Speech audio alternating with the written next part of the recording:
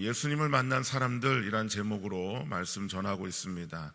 우리 사랑하는 성도 여러분, 매일 예수 그리스도 만나고 계신 줄 믿습니다. 예수 그리스도로 행복한 삶 사시는 줄 믿습니다. 예수 그리스도로 인하여서 우리의 내일이 더 환하게 빛나게 될 줄 믿습니다. 그러게 우리는 예수 그리스도를 만나며 사는 삶이 되어야 합니다. 나병 환자가 예수님을 만나 정말로 문제를 뛰어넘고 결과를 그분께 맡기면서 가장 좋은 것으로 만족해 하시는 은혜를 누렸던 것처럼 우리도 그런 삶 살기를 주님의 이름으로 축복합니다. 세상과 연합했던 레위, 그러나 자신의 자리를 내려놓고 정말로 주님께서 주시는 은혜, 나를 하나님의 선물로 부르신 참된 가치를 발견하는 마태의 삶을 살아가는 것처럼 우리도 하나님의 선물로 하나님 앞에 가치 있는 존재로 인정받으며 사실 수 있기를 주님의 이름으로 또 한 번 축복합니다. 이 땅을 살아가는 많은 사람들이 겪는 수많은 일들 중에 참 우리를 힘들게 하는 것은요, 차별이 아닌가 싶습니다. 차별하는 것. 이건 예전부터 지금까지 어느 나라든 어느 시대든 상관할 것 없이 우리의 삶 속에 참 힘들게 하는 요소 중에 하나였던 거죠. 자녀를 낳아도 첫째, 둘째, 또 장자냐 아니냐 뭐 이런 것들로 구분짓고 또 그것이 또 도를 지나쳐서 차별하는 경우까지 가게 됩니다. 돈이 많으냐 적으냐, 많이 배웠냐 적게 배웠냐, 어느 지역에서 태어났느냐, 뭐 남성이냐 여성이냐, 뭐 어디 학교를 다녔냐, 뭐 이런 것들로, 또 몸에 혹시 장애가 있으면 그런 것들로 차별하는 일들이 참 많더라라는 거예요. 참 희한하게도요, 사람을 만나면 그 모습 그대로 보지 않고 어떤 자신이 가지고 있는 그 프레임 속에 상대를 규정하려고 하는 경우가 많습니다. 인사할 때 그런 이야기 많이 하잖아요. 고향이 어디냐고. 네, 고향이 어디냐. 네, 고향, 동향 사람이면 또 더 친근한 마음 갖고, 혹 특정 지역에 대해서는 불편한 마음을 갖고, 그래서는 안 되겠죠. 물론 모두가 다 똑같지 않습니다. 일란성 쌍둥이도요, 자세히 보면 다릅니다. 차이가 있어요. 차이는 분명히 존재합니다. 그런데 서로 그 다름에 대한 것을 인정하지 않고 그것을 오히려 악용하여서 차별하여서 상대를 부당하게 대하는 것은 잘못된 것이죠. 그래서 우리나라 헌법 제11조 1항에도요, 모든 국민은 법 앞에 평등하다라고 명시해 놨어요. 뭐 그런데도 뭐 차별금지법을 만들어야 된다라고 이야기하면서 역차별을 이야기하는 사람들도 있는데, 그런 것 우리가 잘 분별해낼 수 있어야 할 것입니다. 어떤 상황이 되면 이런 일들 때문에 내가 불편함을 겪는다, 차별받았다라고 많이 이야기하는데요, 동시에 우리가 생각해야 될 것은 나는 누구를 차별하고 있지는 않느냐라고 하는 것을 봐야 되죠. 율법에도요, 하지 말아야 된다라고 하는 율법만 있지 않습니다. 해야 하는 것도 있어요. 더불어서 우리가 다른 사람들에 대해서 나는 차별하지 않아 라고 하는 것으로만 끝날 게 아니고요, 그러면 무관심하게 대하는 것들도 바꿔야 하는 거죠. 사랑으로 대하고 주님의 은혜로 대하는 것도 같이 더불어 있어야 할 것이다 라고 하는 것입니다. 무관심하는 것으로 사람에게 오히려 또 차별 두는 것도 있죠. 또 나와 가까운 사람들만 챙기다 보면 그 부리 안에 들지 않는 사람들은 또 문제가 생기더라라고 하는 거예요. 어제 결혼식에 다녀오면서 이런 게 있다라고 얘기하더라고요. 청첩장을 나눠주는 모임. 그래서 이제 그런 얘기를 했어요. 그러면 청첩장을 나눠주는 모임에 누가 들어가고 누가 들어가지 않지? 어떻게 선을 정하나? 이런 얘기를 하더라고요. 그래서 젊은 친구가 돈 있는 만큼요, 이렇게 얘기하더라고요. 돈을 쓸 수 있는 부류만큼, 이 사람한테 쓰기는 조금 아깝다. 그러면 이제 청첩장을 그냥 주는 게 아니라 뭐 이렇게 식사 모임하고 뭐 여러 가지 지출이 좀 많다라고 이야기를 하더라고요. 그러면 그 모임 안에 들어가는 사람은 그 사람과의 좋은 관계가 있지만, 그렇지 않은 사람들은 상대적인 마음이 또 들 수 있다라고 하는 것이에요. 우리가 이게 한 공동체, 특별히 성전 안에서 같이 예배 드리는데요, 1층에 앉아서 예배 드리는 분만 구원받는다고 한다면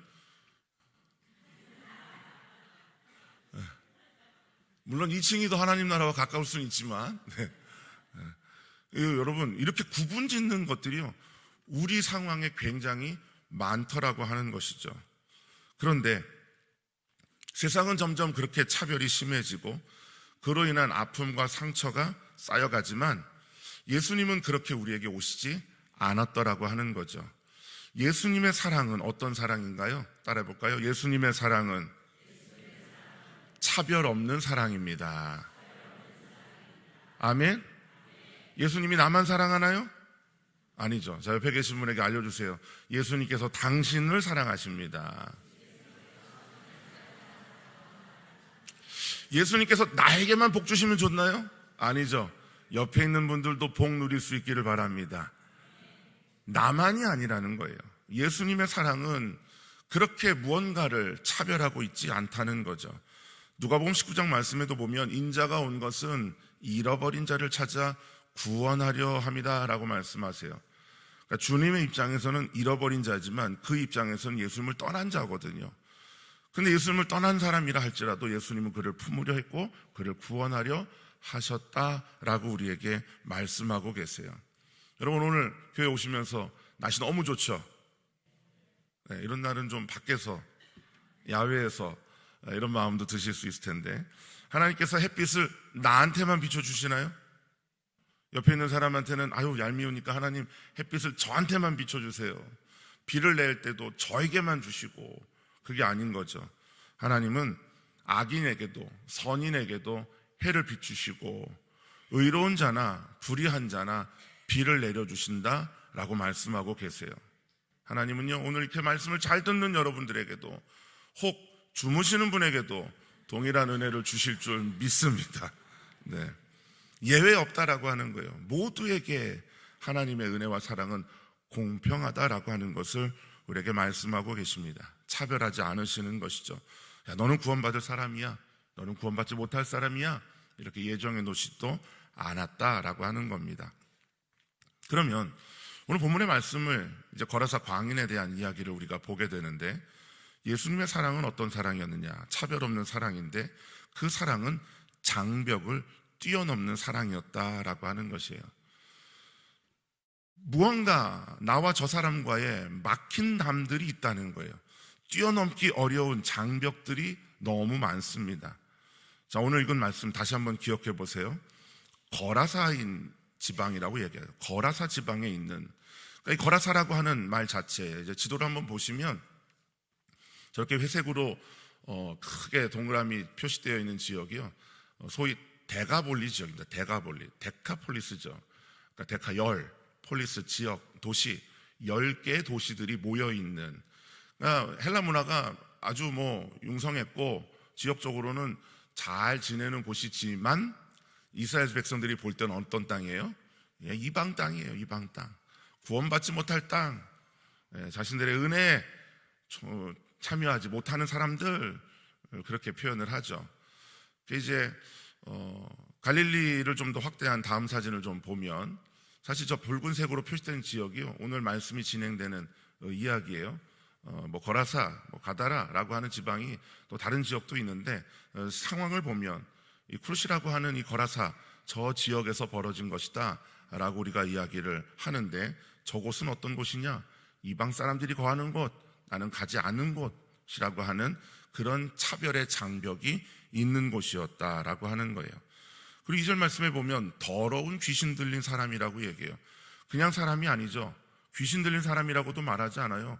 더러운 귀신 들린 사람, 불가능해, 구제불능이라고 우리가 표현을 하기도 하는데, 그냥 아예 저 사람은 구원의 반열에 들지 못하는 사람 하고 단정 지어버린 그런 차별의 장벽이 있었다라고 하는 것이죠.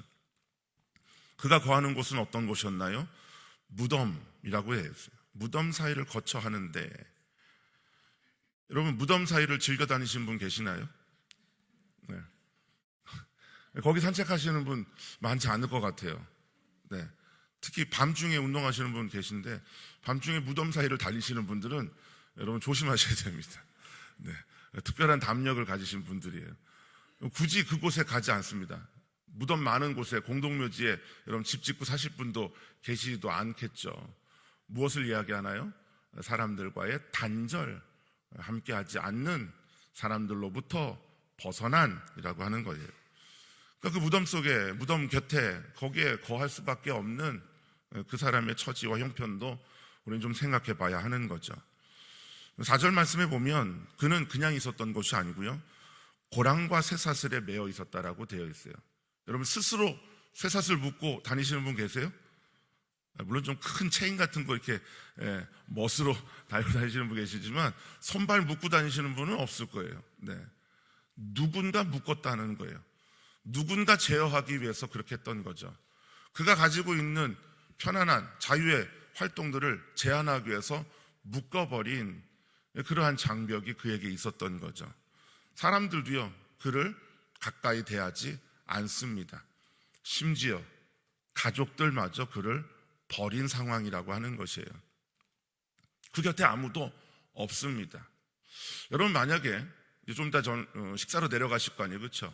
네. 빨리 내려가고 싶은 마음이 오늘 좀 많이 들었어요. 밑에 잠깐 내려갔다가 오늘 음식 냄새가 너무 좋더라고요. 그래서 다른 분들 가기 전에 빨리 갈 수 있는 방법 생각해 보니까 축도 전에 내려가야 되는데 제가 그럴 수 있는 방법이 없더라고요. 네. 그래도 좀 남아있을까 하고 기대하고, 그렇게 여러분 식사로 모이셨는데요, 여러분이 딱 갔더니 사람들이 앉아있던 자리에서 일어나서 다른 자리로 옮기면 기분 좋으시겠어요? 나쁘죠. 여러 사람들이 모여있어 커피 마시는데 내가 갔더니 사람들이 커피잔을 들고 우리 다음에 만납시다 하고 헤어졌어요. 좋으시겠어요? 좋지 않죠. 누군가가 그라테아 찬양대 같이 찬양대 하겠다고 들어왔더니 저는 이제 안 할랍니다, 이러면 좋으시겠어요? 좋지 않죠. 지금 이 거라사인 광인은요, 그런 대우를 받고 있었던 거예요. 그런 처지 형편 속에 있었습니다. 자기가 그러고 싶었던 것도 아니죠. 귀신에 의해서 자신의 의지와 상관없이 그런 처지에 내몰려 있는 상황. 그런데 주님은 그 거라사인, 그 광인에게 그 모든 장벽을 뛰어넘어 주님께서 그를 품으셨다라고 하는 것을 오늘 말씀이 우리에게 보여주고 계세요. 그러면 우리가 차별받았다라는 이야기도 하지만 동시에 우리가 차별을 하는 사람일 수도 있다라고 하는 것을 전제할 때 우리가 가져야 될 태도는 무엇일까? 편견을 갖지 말라는 거예요. 편견을 갖지 말라는 거예요. 옆에 계신 분 보세요. 어떻습니까? 네. 머리가 희다고 다 할아버지는 아닐 수도 있어요. 네. 머리가 희니까 이렇게 단정하면 안 되는 거죠. 그렇죠? 네. 여러분, 우리도 모르는 사이에 외모를 통해서 그의 처해진 상황, 환경들을 통해서 단정 짓는 경우가 있어요. 그러면서 이렇게 말하죠. 나 저 사람 잘 아는데. 여러분, 그 말 하지 마십시오. 절대 모릅니다. 나도 나를 모르는데 누가 나를 압니까? 예. 안다고 이런저런 얘기하지 마세요. 저 사람 이런 사람이야 얘기하지 마세요. 예. 많은 분들이 저를 향해서 목사님 빵 좋아한다고. 빵도 좋아하는 거죠. 다른 거 좋아하는 거 더 많습니다. 예. 빵만 가져오는 것도 아니죠. 음료수도 같이 먹어야 됩니다. 이럴 거라고 단정하지 말라는 거예요. 판단하지 마세요. 오해하는 경우가 많죠. 잘 웃지 않는다고 저 사람 성격이 그렇다. 웃지 못할 상황이 있겠죠. 이빨 뽑고 왔는데 웃음이 납니까? 그가 지금 어떤 처지, 형편, 상황에 있는지 모르면서 우리가 스스로 편견을 갖는 경우들이 많다는 거예요. 야고보서 2장 말씀을 한번 볼까요? 1절에 이렇게 되어 있습니다. 우리가 예수 그리스도에 대한 믿음을 가졌다면 우리가, 믿음의 사람들이 해야 될 우리가 무엇하지 말아라? 사람을 차별하여 대하지 말라는 거예요. 자, 2절 말씀에 보면요, 아름다운 옷 입고 온 사람, 근데 그 앞에 금 가락지를 끼고, 이렇게 딱 보면 어떤 옷을 입었는지는 한눈에 딱 드러납니다. 근데 가락지 낀 건요, 세밀하게 살핀 겁니다. 예, 그 사람이 무슨 반지를 꼈는지 대충 봐서는 안 보이거든요. 뚫어지게 쳐다본 거예요. 그런데 남루한 옷을 입은 사람이 있어요. 근데 뭐라고 표현하는가요? 가난한 사람이라고 규정해요. 명품 안 입으면 가난한가요? 그건 아니잖아요. 그냥 시장에서 옷 입어도요, 명품 옷같이 빛나는 사람들이 있어요. 반대인 사람들도 있죠. 명품이라고 입었는데 짝퉁이야? 이렇게 물어보는 사람들도 있죠. 그렇게 안 보이는 사람도 있어요. 근데 좋은 옷 입고 좋은 차 타고 좋은 상황이면 여기 앉으시라고. 좀 그렇지 않으면 저 내 발 밑에 앉으라고 이야기하는. 그런데 4절 말씀에 보니까요, 그 차별하는 것이 악한 생각으로 판단하는 것이라고 말씀해 주세요. 그러니까 우리도 모르는 사이에 우리 안에 있는 악한 생각이 누구를 이렇다 저렇다 재단하고 있다는 거죠. 근데 주님은 오히려 이 세상에서 가난한 자를 택하여서 믿음의 부유한 자 되게 하시잖아요. 예수님의 제자들이 그랬습니다. 학벌이 뛰어난가요? 물질적으로 넉넉한가요? 그러지 못함에도 불구하고 주님은 그들을 오히려 높이 들어 세우셨다라는 것을 잘 생각해 봐야 해요. 마지막 9절에 그렇게 이야기합니다. 차별하여 대하는 것, 그것을 죄라고까지 이야기하고 있어요. 나는 죄 짓지 않았는데요. 내가 누군가를 차별하고 있는 것, 누군가에게 무관심하여 그로 하여금 소외감 느끼게 하는 것까지도 주님은 원치 않는 것이다 라고 우리에게 말씀하는 거죠. 우리가 가지고 있는 그 편견 버리실 수 있기를 바랍니다. 주님이 우리를 편견 없이 있는 모습 그대로 받아주셨어요. 우리는 우리가 만들어 놓은 프레임 속에, 우리가 만들어 놓은 잣대로, 우리가 가지고 있는, 쓰고 있는 안경으로 이 사람을 이렇다 저렇다 말하는 경우, 이제는 그러지 말자고 하는 거예요. 구분 짓지 않았으면 좋겠어요. 나, 너라고 구분 짓지 않았으면 좋겠어요. 우리죠. 옆에 있는 분 바라보면서 한번 잘 보세요. 유심히 보세요. 옆에 있었으면 좋겠어요? 없었으면 좋겠어요? 이분만 없으면 오늘 점심 내가 넉넉히 먹을 텐데, 그런 마음이 드실 수 있을까요? 예전에 양희은 씨가 불렀던 작은 연못. 연못이 조그매요. 물고기 2마리가 삽니다. 다니다 보니까 좀 부딪혀요. 그러니까 한 물고기가 이 물고기만 없으면 내가 여기서 아주 자유롭게 수영하고 먹을 거 내가 다 먹을 텐데, 그런 마음 가졌나 봐요. 그래서 자꾸 미워하죠. 야, 너만 없으면 좋겠는데. 결국 그 물고기가 그 미움 속에 죽습니다. 야, 이제 내 세상이다. 나 혼자 막 활개치고 다니는데요, 그 죽은 물고기가 썩자 물도 썩고 나도 죽었다는 거예요. 시사하는 바가 크죠. 여러분, 나만 있어서 행복한 것이 아니라 곁에 누군가가 있기 때문에 내가 의미 있는 존재가 되는 거예요. 네. 그러게 옆에 있는 분에게 이렇게 한번 축복합시다. 당신 때문에 내가 있습니다. 아멘? 없어서는 안 될 존재예요. 네. 다시 한번 옆에 있는 분 손 꼭 잡고, 나보다 먼저 죽으면 안 돼.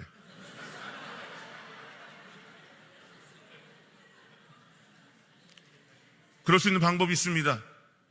우리가 죽기 전에 주님 이 땅에 오시면 우리 다 같이 들림받게 될 줄 믿습니다. 나눌 수 없는 관계죠. 운명 공동체인 거예요.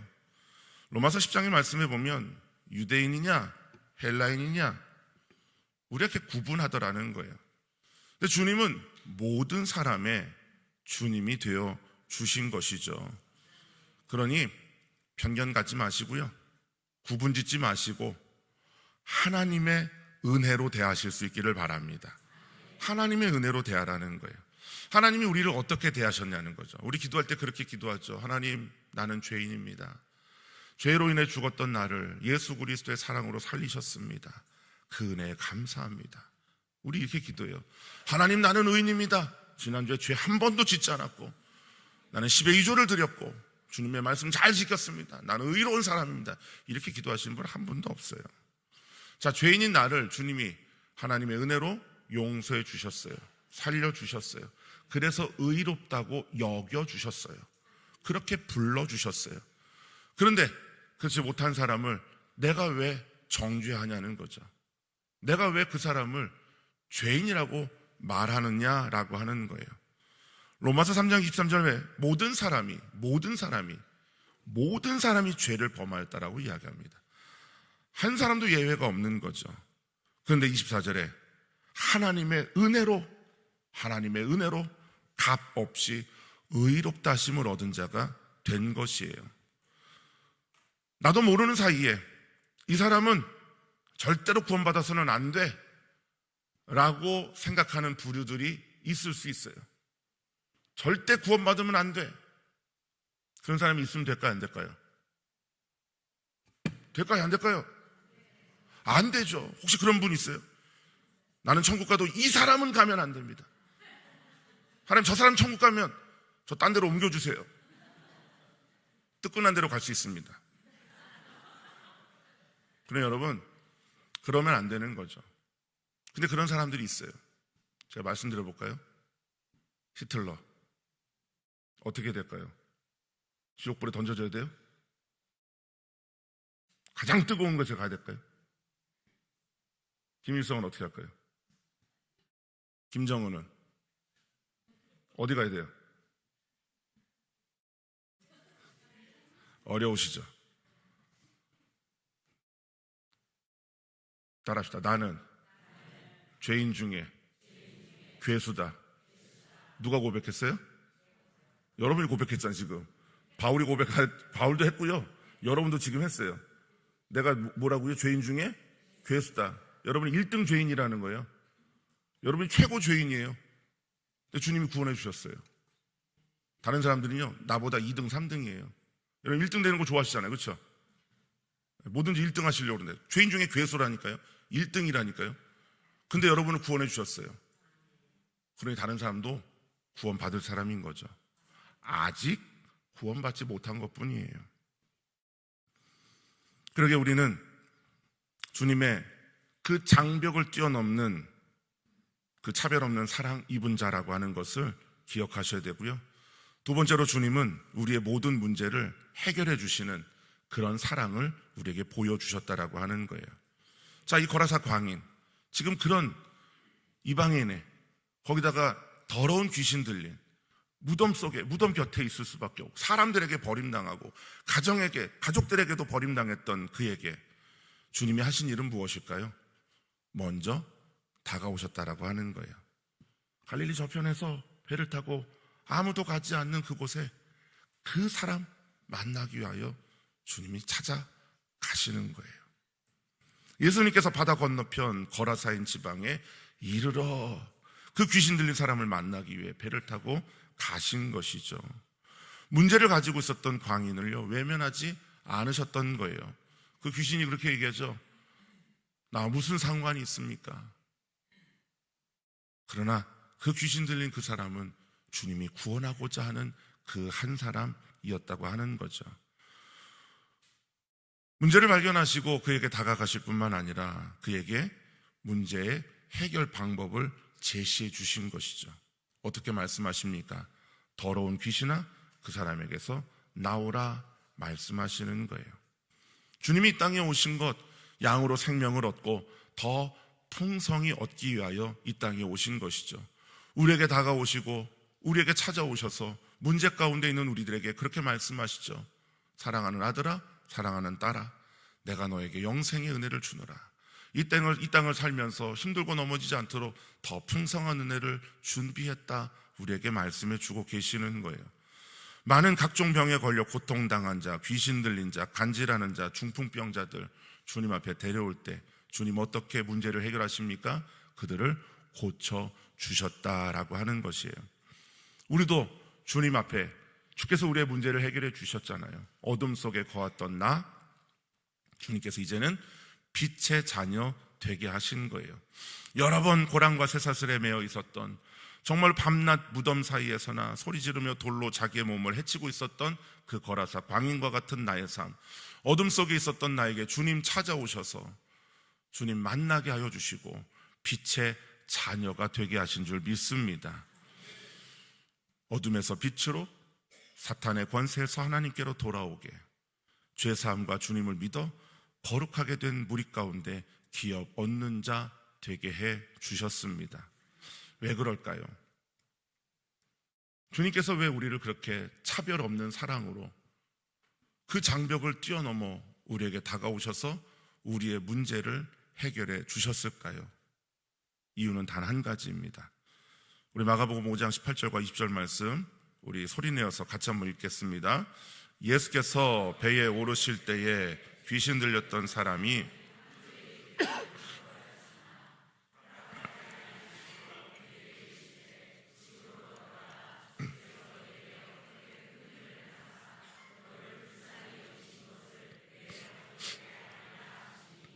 그가 가서 예수께서 자기에게 어떻게 큰일 행하셨는지를 데가볼리에 전파하니 모든 사람이 놀랍게 여기더라.